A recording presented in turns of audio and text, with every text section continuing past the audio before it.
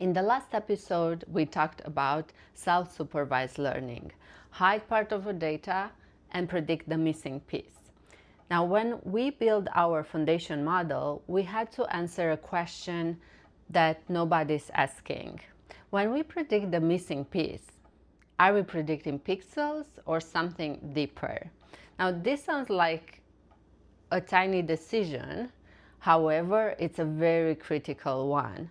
It's the biggest decision we had to do when we built ECHO-JEPA, a foundation model for echocardiography, and a critical one. Imagine two students. You give them a photograph with a hole in the middle of it, and you ask them to fill in the missing piece. We have student A. He will reproduce the missing piece pixel perfectly. Every grain of the photo paper, every speckle of dust in the lens, every artifact, the exact copy.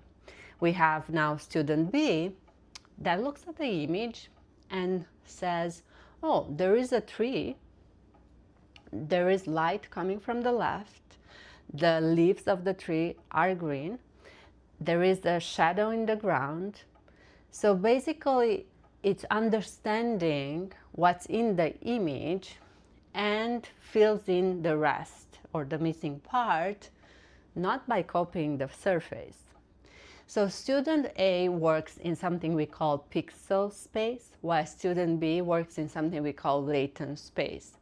For very clear photographs, both results are just fine. But now when we have noisy images, like in medical field, this doesn't work that well.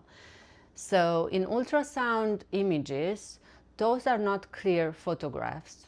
They are full of something that we call speckle, and it's a grainy noise that is inherent to ultrasound physics.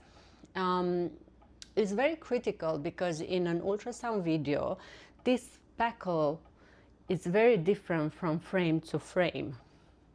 Even though the harsh structure remains the same, the speckle changes. So if you ask the model to predict the exact pixels, like student A, it has to reproduce random noise, and it's wasting a lot of capacity learning patterns of randomness.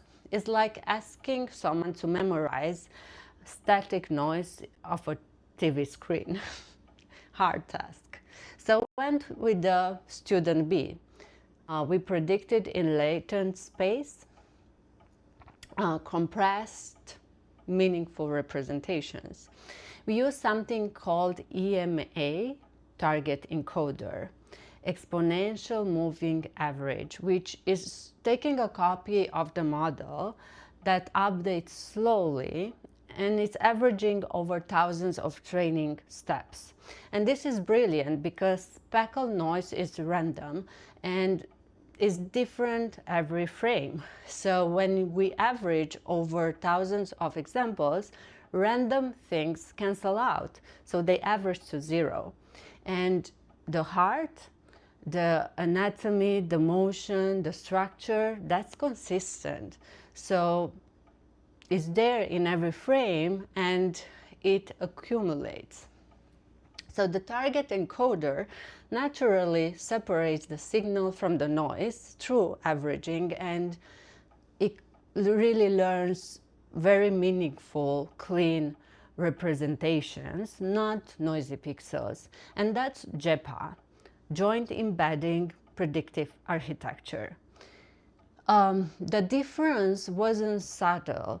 Our latent approach compared to the pixel level representations was better by 26.7% when estimating how well the heart pumps, which is the most important measurement in cardiology. And so the space that you predict in determines what the model learns. If you predict pixels, you learn the noise. Now, if you predict meaning, you learn understanding.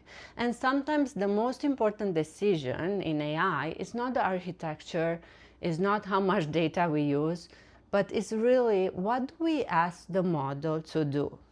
I'm Theodora, AI in 60 seconds. Subscribe for more.